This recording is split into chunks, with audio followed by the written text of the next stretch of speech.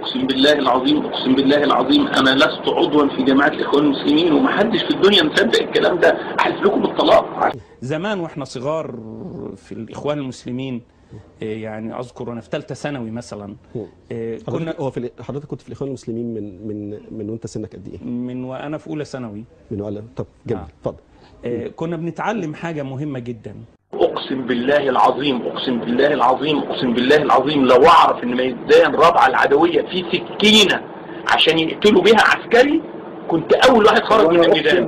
المعلومه اللي عندي واللي انا بشتغل عليها، او المعلومه الصادقه الوحيده اللي عندي، ان احنا في رابعه العدويه لو حدث اقتحام للقصر هنروح القصر واللي جوه هندبحه. ده المعلومه اللي عندي، وانا نازل معايا سلاح مرخص بتاعي، سلاح حي. وكل الناس اللي معايا بتتخدع. لكن مساله ان يعني ان يتم التنازل والتجاوز وان مرسي يسقط، دي مساله يعني انا شخصيا مش حازم، والناس اللي معايا دون على الرقاب. لو الزمن رجع بينا ورا لا يمكن هقف جنب الاخوان.